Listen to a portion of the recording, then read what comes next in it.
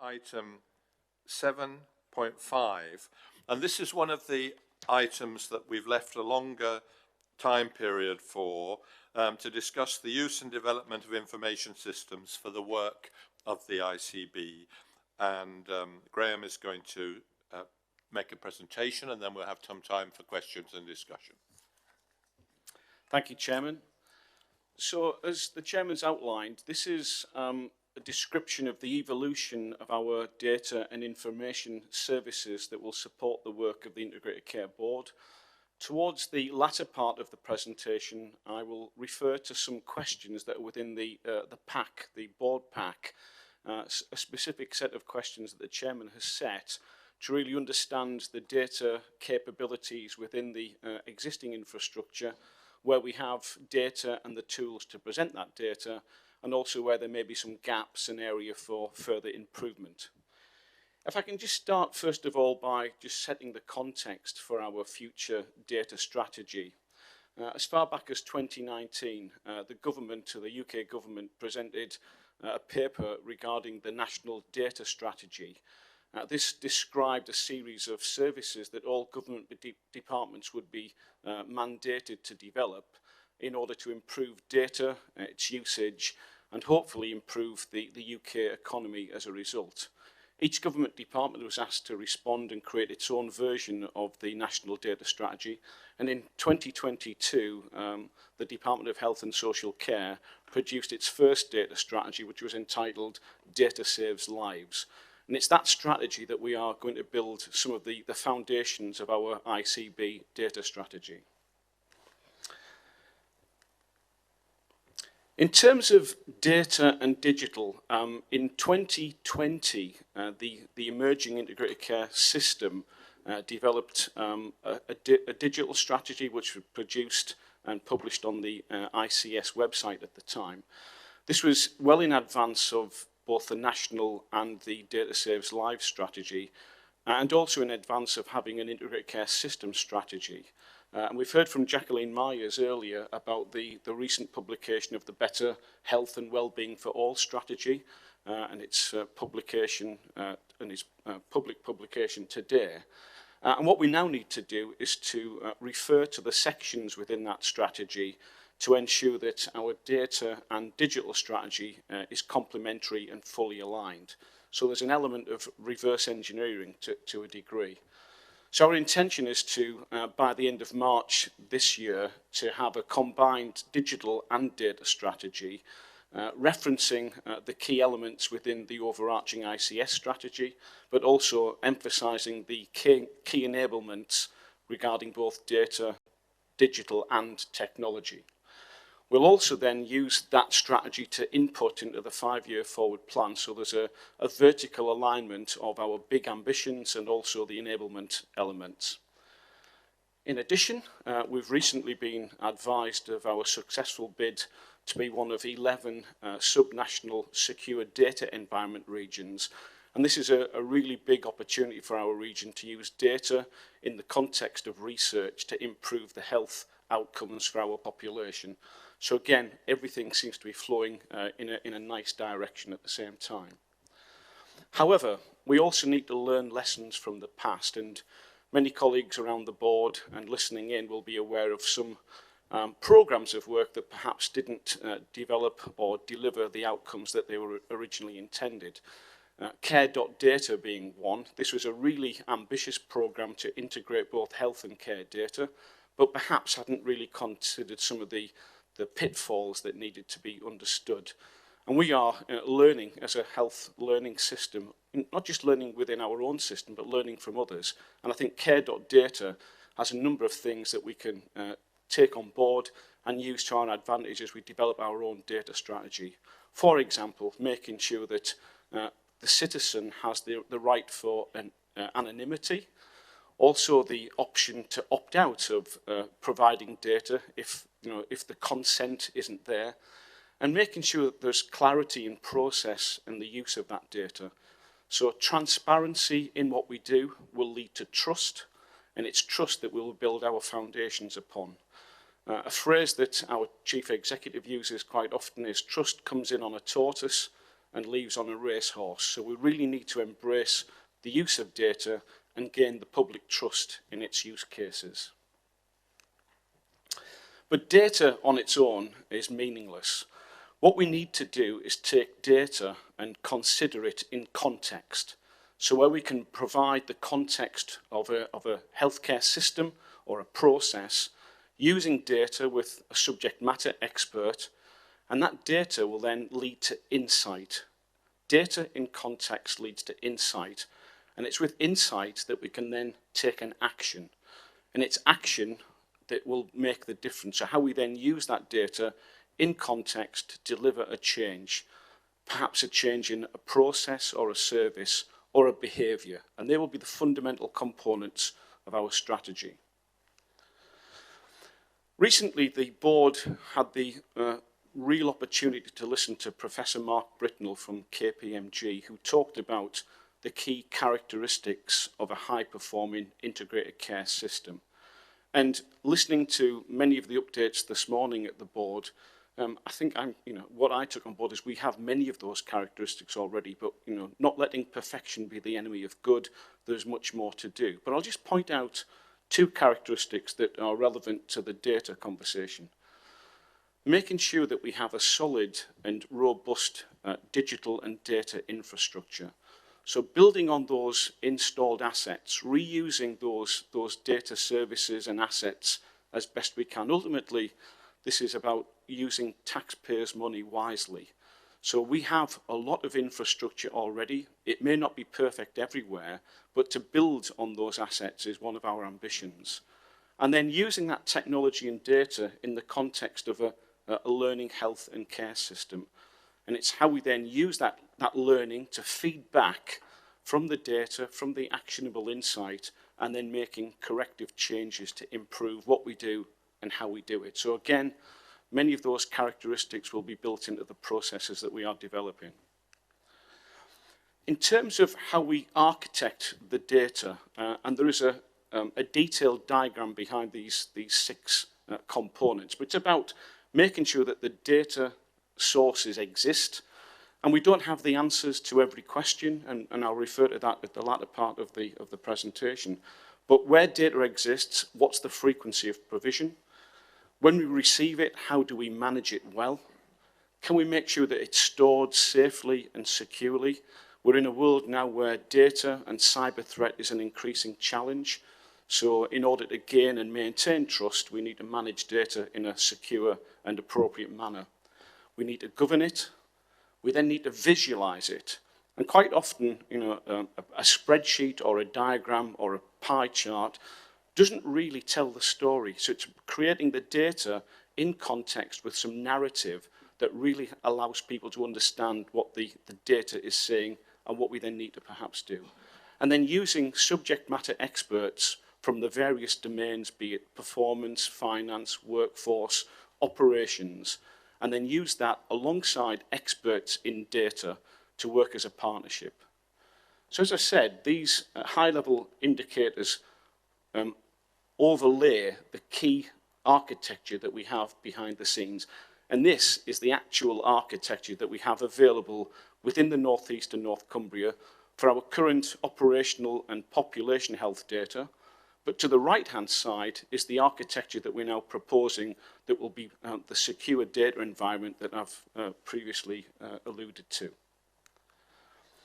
But data and its foundations are the cornerstone of an integrated health and care system. And data that we receive is the product of the services that we deliver out in our broader system. And therefore, we need to make sure that our organisations around our health and care system see technology and data as an investment and not just a cost. If we can invest appropriately, then we can see significant benefit in joining health and care data together. Provider digital maturity, how advanced those providers are, is a key and rate determinant. By definition, as an integrated care system, we will only be as good as our weakest links, and therefore it's incumbent on us as a system convener to make sure that we level up all of our organisations as best we can, but also allow the organisations to see the true benefit of data and technology. So they are the essential building blocks. Again, on the premise of utilising installed and existing assets, working alongside our colleagues at the North of England Commissioning Support Service, we are intending to utilise their business intelligence and analytics service. There's a 5-tier model that's illustrated on the diagram, but working in conjunction with subject matter experts within the Integrated Care Board, we will create what we're terming the ICB Data Services function. And this will be a combination of subject matter experts, domain experts, working alongside data experts in a partnership to ensure that we, first of all, understand the questions that are being asked, we can refine the questions, then work together to understand the answers and the actionable insight that then will be a function of those conversations. But data, technology on their own require people. And we've heard a number of conversations today on how we make sure that people understand the data that they are reviewing or accessing. So one of my ambitions would be to have everybody within the Integrated Care Board and the wider system having a minimal level of data competency. You know, some understanding of what they're seeing and what they're doing and how they access that data, to make sure that we are investing in our people and people have the skills necessary to do their relevant jobs. As well as the basic and essential components, we'll also create a function that invests and increases the analytic skills of our analytical experts and business intelligence teams in order to make sure that we are driving from good to excellent in terms of our service provision. It's also incumbent to make sure that we can try and provide a degree of self-sufficiency. So again, not just the analytics teams, but the general consumers don't have to keep going asking an expert. They will be able to self-serve and access data where that's necessary and appropriate, but with levels of training.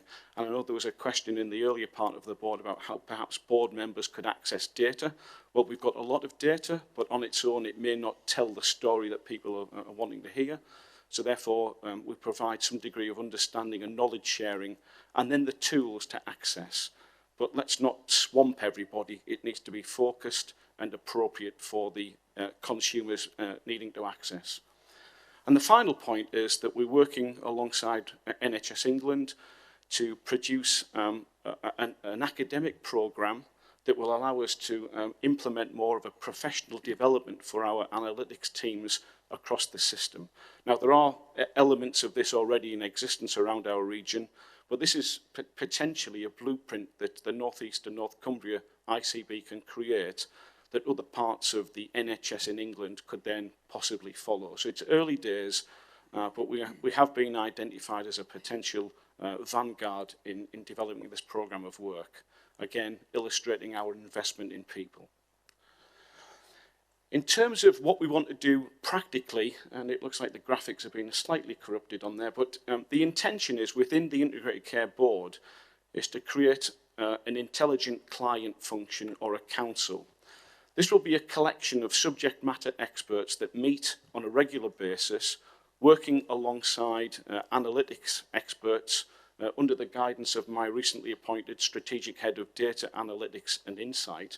So there will be a group created, a council if you will, that will allow us to understand where data needs to come from, the key questions being asked, and how we can then prioritise which part of the service needs to take preference over others, because we do have finite resources and it could become a bit of a tsunami if everybody gets what everybody asks for. So we need to create a process around that.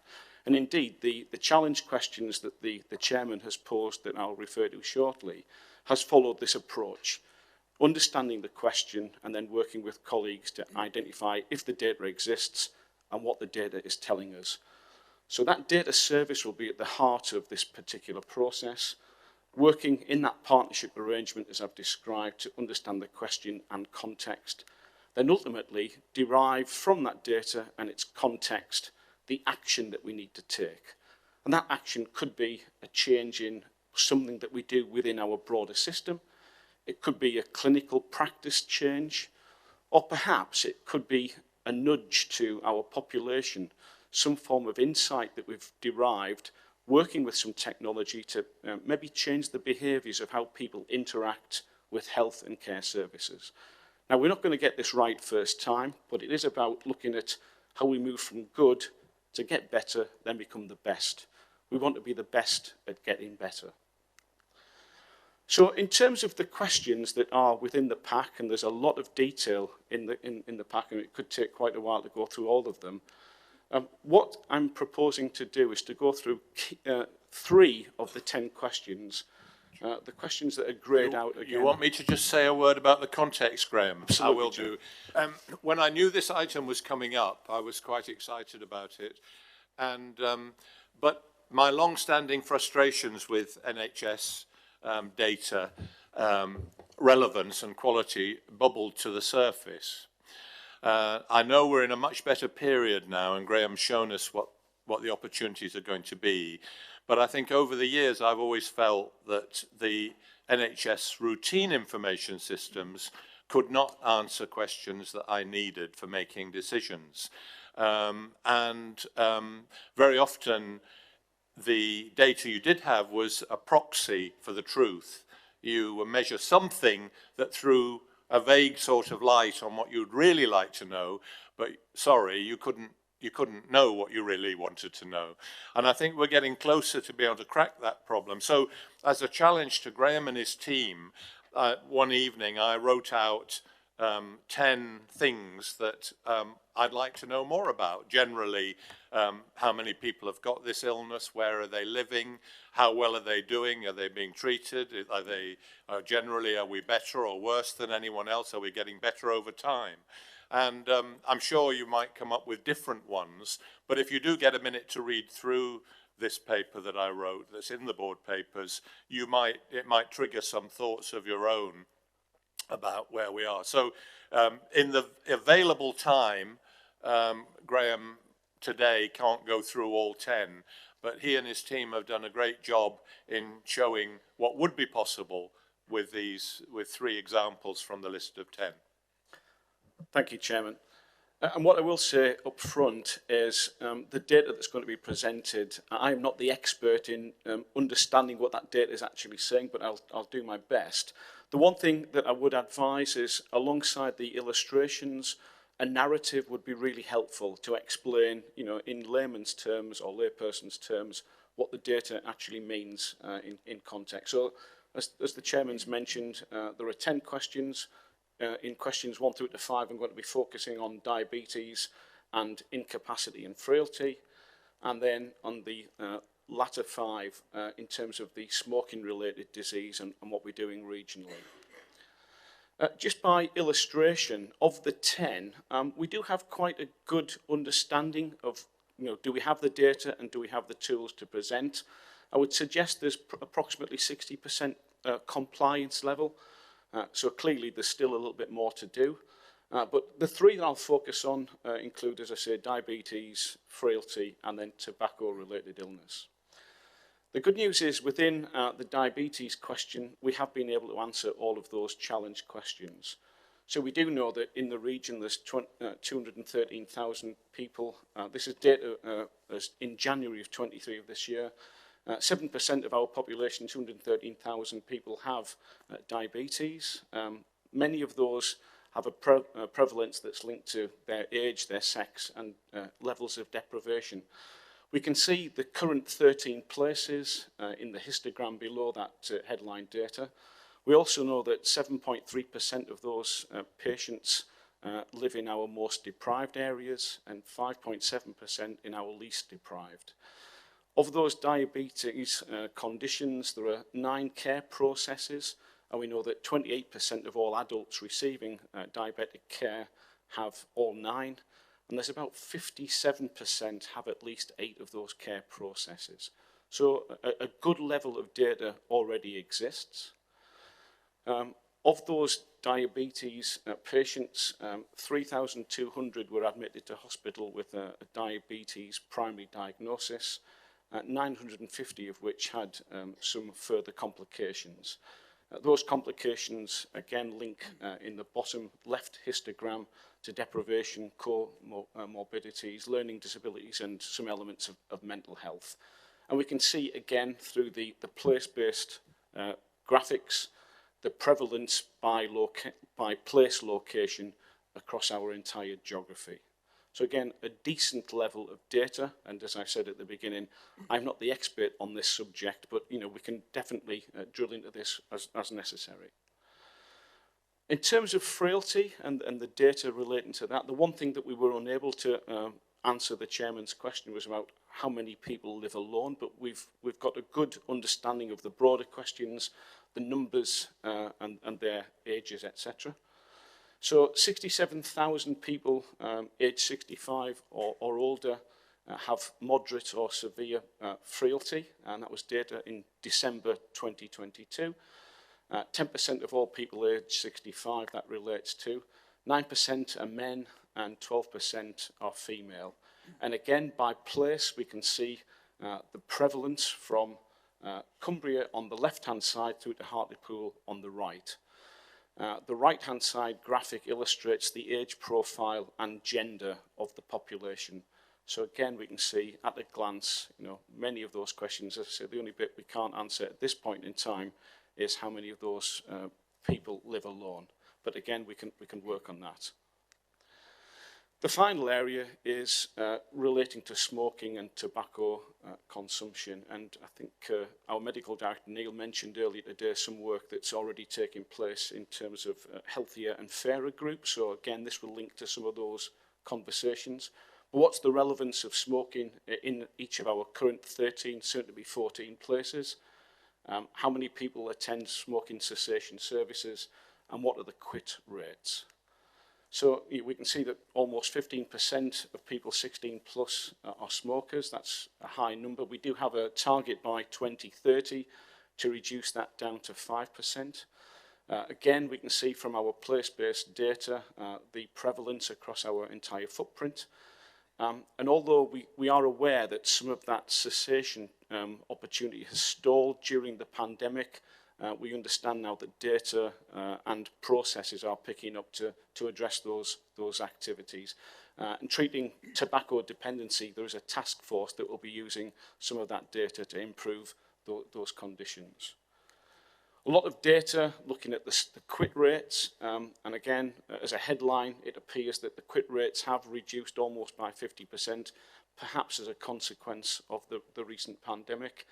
We do know by location that certainly at this point in time, Hartlepool doesn't have a stop smoking service, so that might be an area for further focus.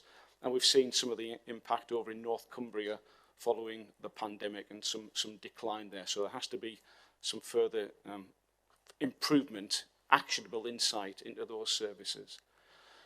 In terms of the quitters, again, a significant decline, perhaps attributable to the pandemic, but we have data that takes down to place level so we can get a greater understanding of areas of focus and improvement as we move forward.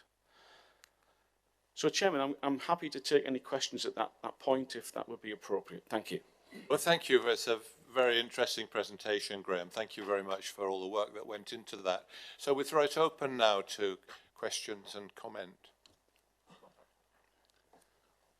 Eileen. So first off, Graham, let me say that was a great, really, really great presentation. And I couldn't welcome this enough. It's a good place that we've got to. I've got a couple of points, and the first one is the issue of trust, and I love the quote. I think we need to do a job of work to ensure our public is well informed about the opportunities and benefits of having data-driven prevention, health and care before we just assume that, well, we must assume people have the right to opt out. But what happens is people, read all sorts of stuff in the media and they're not really given the opportunity to understand how good, appropriate use of data can drive more targeted, efficient and effective care that will help them. So I think that's a real kind of challenge for us to do as we bring this on board. And on your cycle of, data in context to action, I think there's a bit that we need to think about after action, and that is how do we capture what impact those actions have, because things change in the world because of our complicated environment, politics, etc. So when you just look at some of the snapshots of prevalence, we know that figures go up and down for all sorts of reasons. So we have to think about, how do we capture the change that we make if we take actionable steps? That is down to what we've done, so that we can actually share, spread and learn from that properly, rather than just having snapshots about where we are in a system, but also know that some of the changes that we see might be to do with, you know, staff going sick or governments bringing in a policy. And so I couldn't stress enough what you know I'm going to say about not just having data experts and topic experts, but having experts in methods around quasi-experiments and natural experiments, so that we can actually evaluate properly and actually use the sort of the data in context, drive action, and then use action to learn what's been good, what's not been good, and how we can sort of cycle forward. So Eileen, if I could just respond to that, Chairman. We take a couple of comments at a time, and then you can respond. Rajesh. Thanks, Graham. I think it was excellent. And I also like, Chair, your approach was to stimulate the discussion to have those 10 questions. I was just wondering whether the previous discussion on strategy, and maybe those 10 questions might be part of that, but whether we could also reflect on seeing which could be the 10, 15 or 5 questions which really are relevant to that strategy. Okay, so that was the first one. And the second question I had was, I know it's very early, and it's maybe a question for yourself, Neil, and even the provider collaboratives. Could we progress this further as we understand and get more insight into a clinical digital strategy, which looks at prevention, empowerment, self-management, or maybe even monitoring and care for specific conditions? Because, you know, I mean, lots of us do that in kind of, you know, ways in our local areas and provider organizations. But it would be really a great advantage if you've got all that information which drives that forward. You want to respond to those 2 questions here? Yes, thank you, Chairman. So I'll just answer Eileen's question to start with. So I completely agree, Eileen. We need to bring patients and the public along with us. We do have a lot of point engagements, and what we want to try and do is work with Claire and her team to make sure that we bring this into the broader public engagement strategy. So Claire's and her team are well and truly involved in this. The recent secure data environment, we're already starting to mobilise some opportunities there. Linked to your question about how do we then improve and feedback, this is absolutely linked to becoming a learning health and care system. As an engineer and as a process engineer, the concept of closed loop control comes in. So how do we measure, we can't control what we're not measuring, but how do we take learning as a measurement, feed that back into the system, and then tweak our set point to get better each time, moving towards the set point? That's the process, the way my mind is wired up. So it's exactly in line with what you said. And Rajesh, just in response to your question, we are in a health and care system. The strategy isn't about digital. It's enabling better health and care, and it has to be delivered through all of our practitioners, be it clinical or local authority care practitioners or whatever. This is an enablement to go from good to better. Thank you. Tom. Thank you. Thanks, Graham. I think it blows my mind in the world that we live in that we don't have more personalised control over data within the NHS. And I think we saw some really good examples of how that could be done during the pandemic when, needs drove kind of innovation. I'm just wondering how much that kind of self-control of data plays into the data strategy and how much we could potentially harness that to help people have greater control over their own health and well-being. I appreciate that in itself has the potential to widen inequalities, but actually it helps us to generate more self-driven self-care while then protecting some resources to target those that need it the most who don't have the same level of digital skill. Yeah. Thanks, Tom. And that's a great point. So I mentioned during one of my slides about becoming more self-sufficient. The same principle applies to our citizens and patients. Ultimately, citizens rather than patients, and that's about prevention. We have seen, certainly through the pandemic, the use and adoption of technology, but conscious that not everybody can or will. So there is a link between health inequality and digital poverty that we need to address. One of the aspects, again, through learning lessons from elsewhere, how do people opt out? You know, because not everybody wants to do this, so we need to give people a choice of preferences. So some of the work that we're doing now in respect to patient engagement and a platform to allow patients to be in more control will be their choice of preference. Do you want to contribute to research, yes or no? If you look at what other industries have done, banking, travel, leisure, they've put the citizen as an extension of their supply chain, and we need to do exactly the same thing. Back to Eileen's point around how do we get people to trust what we're doing, let them understand the benefit of what we're trying to do. It's about communication and education, but then giving citizens the choice. Quite a few people wanting to come in now, which is very good, but we'll do them in pairs just so that you... so David Stout. Yeah. Graham, are you able to say where we sit in this part of the world compared to other ICSs of the part of the country? Are we below average, require improvement, or par for the course, or actually not too bad? Where would you describe our starting point? Yeah, hold that thought. Jacqueline. Then it was John next, John Rush. Yeah, just you started off part of this as well, Liam, by saying I'm sure you'll have other questions yourselves in terms of the data you'd like to see. So as we talk about partnership and as we talk about the different players within that, the point from me is that this is a real opportunity to take our partners with us and send a clear message that we are in this together. I know our first obvious partner is local authority, social care, all that sort of stuff, but I'm kind of thinking a bit wider than that. So you don't have to look very far in terms of things that were mentioned already today about domestic violence, about drug abuse, about crime, about young people involved in crime. All those things, they all link together. And I don't think we've ever really cracked some of that in terms of what we see. Yeah. Now, initially, you'll kind of go, oh, is that a health issue? Well, the answer is yes, it is. Because and again, it widens as well. I know we've touched on before about housing and deprivation and the type of housing. I just think this is something that actually, as an ICB, we could take forward and involve different organisations and different communities and really kind of make something happen. So I welcome what you've done because it's really stimulating. So thank you. Thank you, John. So if we can maybe answer David's question first. So in terms of our ranking as a system for digital and data maturity, I think we're probably in the championship. We're not quite Premier League yet, but we are getting there. But compared to others, I think we're in a strong place. Our broader system, our provider landscape, we've got a number of organisations, including Sunderland and South Tyneside, who I would say are on an international level of maturity. The Health Information Management System is a barometer of international maturity. Sunderland and South Tyneside are in the Premier League.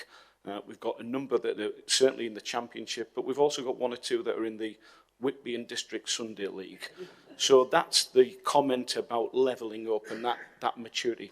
As a system, we do need to do a formal assessment, and I would imagine that process will take place. We're only just 8 months old, so we've still got a way to go. But what we have done is taken our assets and our services and take a good idea and make them better. That would be the principle that I would use here. Just picking up John's comment, the infrastructure that we've designed will allow data from every source to be populated with appropriate controls and governance. So if we need to bring in criminal justice type data or fire brigade type data or anything else, we have the capability, but we need to make sure to get the controls and governance right. Most importantly, public trust in what we're doing and why we're doing it and what the purpose would be. Okay, Sam, do you want to come in now or wait till the end? Yeah, I'll come in, Liam. I just thought it was a great presentation, Graham, and I would certainly endorse your assessment of where we are as a system based on my experience also of working elsewhere. And currently I'm co-chairing the digital and data work stream as part of the Hewitt review, and I think the fact that digital and data is one of the 5 work streams in that review demonstrates the importance of it. So I think it's really helpful with considering this here. I think in that context, I was really pleased you ended on that slide. And I think the point you made, Eileen, is absolutely crucial, which is our relationship with the public, particularly in relation to their data and how we utilise it. I think we've got an opportunity, and perhaps we need to think about taking this presentation with some recommendations through to the Integrated Care Partnership, because I do think a more civic-wide data sharing agreement would provide us with that opportunity to really, really address those inequalities. So it's good that we've got this early work on one of our key enablers in our integrated care strategy. We can't do it on our own in health. We absolutely need to see where we can join up the data. And the frailty area, how many people live alone, our councils would know that. Yeah. And so, and if we think about the work also that we've launched around energy supply and actually encouraging people to register for the vulnerable priority list, I think if we can articulate through that intelligent client council why we need this data, what purpose it would be used for, I believe that would give the public far more confidence, and we could use a consultative process with our communities and public where we are looking to join up the data in that way. So it's probably a very long-winded way, Chair, of saying I think this will be a really critical item for our integrated care partnership. We should, I think, certainly endorsing the points John made, take it there for consideration also. Okay, take another couple of comments. David Thompson and then Mike Smith. David. Thank you. Thank you. It was very assuring to see on the list of... Can't quite hear very well, Dave. Right, thank you. It was very assuring to see on the list of features for high-performing trusts that one of them was active participation of patients. And it is also assuring to hear the messages already conveyed to the meeting about the participation, the experience of patients, whether it be lived experience, citizens panels, engaging with seldom heard groups, focus groups, or whatever. And just to reinforce from Health Watch the importance of engaging with the widest possible community to provide a meaningful, direct, personal insight into all the data and information statistics which you already have. So just reinforcing that message, and thank you for having confirmed that already. Thank you. If I could just respond, David, Health Watch are a really significant member of our secure data environment programme as well, yes, so there's a voice there. Thank you. Thank you. Thank you. Mike, this is a particular interest of yours, so I'm glad you're making a comment.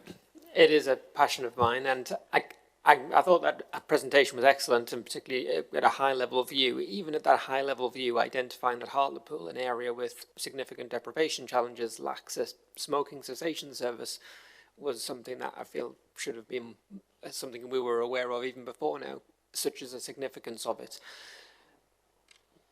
One of the challenges we've got with such a complex system, and there's data everywhere at every single layer, is that you can look at everything or you can look at selected parts, and you highlighted that you will have to make decisions about which bits to focus on.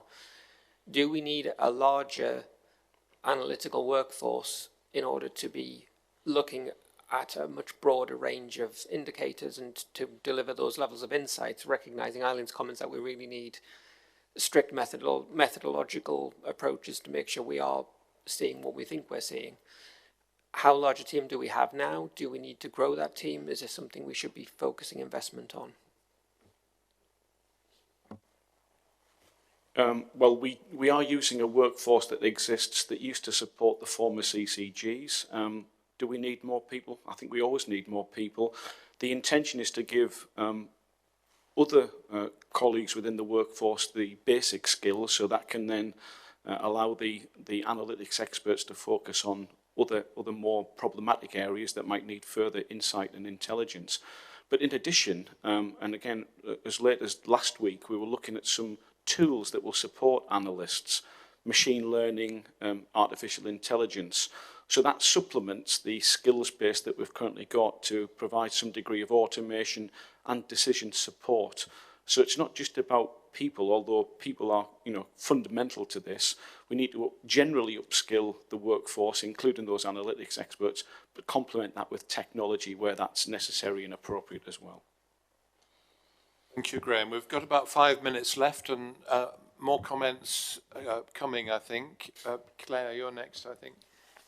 Thanks, Chair. It's just to provide some further assurance. So Graham and I have met quite recently with the data and digital team, and there's a huge amount of work from a public and patient point of view, David, and it's great that Healthwatch are involved in that. There's some broader work to do with stakeholders too, because we have to make sure we inform and engage with the public and patients, but also make sure we build confidence with our stakeholders, and that will be a priority over the next 6 months. Yeah, thank you. David Chandler. Yeah, thank you, Chair. And Graham, thank you for an excellent presentation. And I think you shared with me that some of the benefits of an ICB and the benefits of working at a scale that maybe we didn't have in the previous setup. So thanks for that. I was just going to mention you on the Whitby and District League. I'm sure they're pushing for promotion.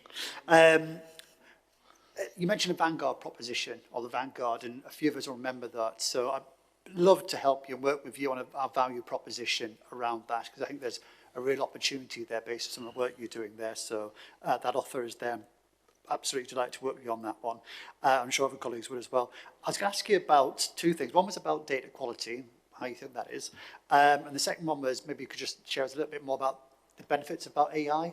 Because I'm just wondering, is that something we also need to explore going forward? Okay, thank you. So quick one, Graham, because we just need to get through a couple more people and then we can conclude on time with this item. Go ahead. Okay, so thank you, David, for the offer of help. I'm already doing some work on the broader digital agenda using a model that finance colleagues developed many years ago, the Informatics Skills Development Network. This is a bit more focused. In terms of data quality, in one of the graphics I illustrated, there's a data quality layer. So we will learn how to, ideally get it right first time, but where we find that there's repetitive data quality issues, we need to close the loop and improve that quality of data from source. If we just correct it after source, it doesn't solve the problem. So that's an area I would mention. And was there a further question? It was just about AI. But it's probably a bigger conversation for another time. But yeah, we do need an AI strategy. We've got lots of AI things going on, but we need to coordinate it. It's not the panacea for every challenge, but it does have its use cases. More work to do on that. Joe. Just a quick one. I had a lot to say, but a great presentation, as everyone said. Are we linking in with the National Innovation Centre for Data? We are linked to a number of national bodies, Joe. That one, I'm not sure, but I will find out. It's just by the university. It's really good. Really good. Thank you. Neil. I remember the work of NIQOS, and NIQOS are still around, and they did quite a lot of this work and providing answers to those specific questions. They combine data analysis with epidemiological expertise, and I think they're an organisation that we could look to use more. And then my second point and final point is, not to put a dampener on things, but again, to give public reassurance and reassurance to the board that the Caldecott 8 principles of data sharing and use, we do obviously consider those, and we'll need to just make sure that they are woven into the work that Graham is describing. Well, that's been a great discussion, a great presentation. Thank you for the work, Graham. I'd just like to add, by way of conclusion, I feel very optimistic about where we're going with all of this, but my three kind of endpoints, which, as I said in the past, I've never really seen, is the insight, the data information provided, which we're getting to now. The other one, which is very rare in my experience in healthcare, is curiosity. And I can remember when I was doing some work on patient safety, when we produced a report in the year 2000, an organisation with a memory, going to visit the air safety people and walking past a room where people were chattering in loud voices. And I said to the person that was showing me round, what are they doing? He said, they're so excited about some of the incidents that they've heard over the last 24 hours, and they're working out ways how to solve them. That sort of curiosity is lacking often in health. And then finally, action. That if you see something, what are you going to do about it? It's almost that the data is asking you that question. You know, I sometimes think that. I look at some glaring thing where people here are dying 5 times more from cancer than they need to be. It's almost as if the data is accusing you, what are you going to do about it? And I think that's the other thing. So insight, curiosity, and action would be my three markers for whether we're the best of the best or we're in the Whitby League or whatever it is. Okay, thank you very much.